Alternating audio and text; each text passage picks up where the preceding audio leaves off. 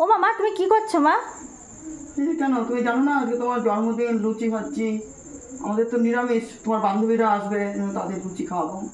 লুচি করেছি, ঘুগনি, আলুর দম, পায়েস, মিষ্টি।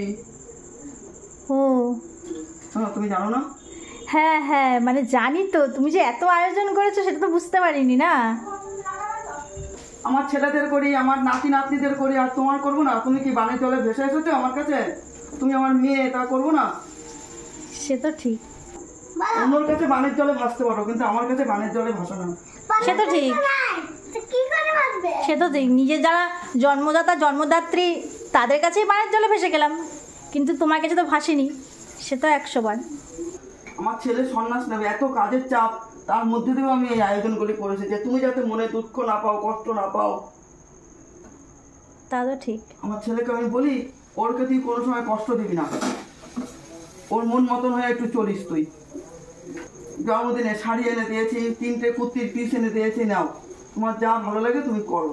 হ্যাঁ, আমার সেরকম অট্টালিকা নেই, আমি সোনা দিতে পারি না, কিন্তু আমি যেটুকু আমার ক্ষমতা আমি তোমার দেওয়ার চেষ্টা করি।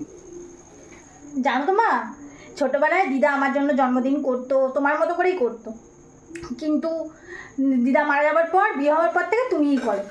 আর তাছাড়া তুমি ছাড়া বা আমার কেই বা আছে, তুমিই তাই সব করো, কোনোদিনই ভুলোনি।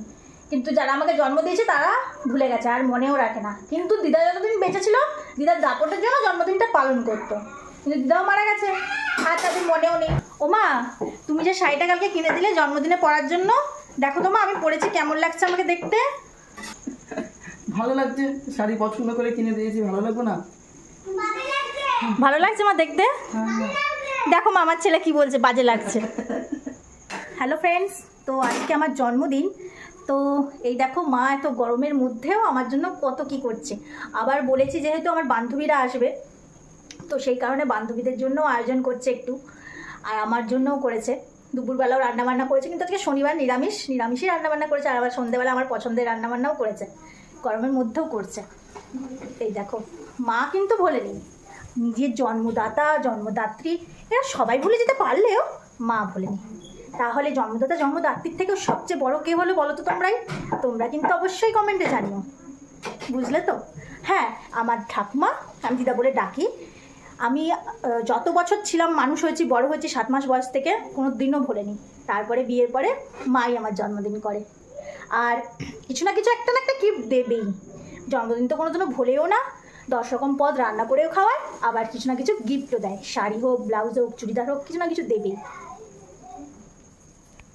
এই দেখো, তাই তোমাদের সাথে একটু শেয়ার করলাম।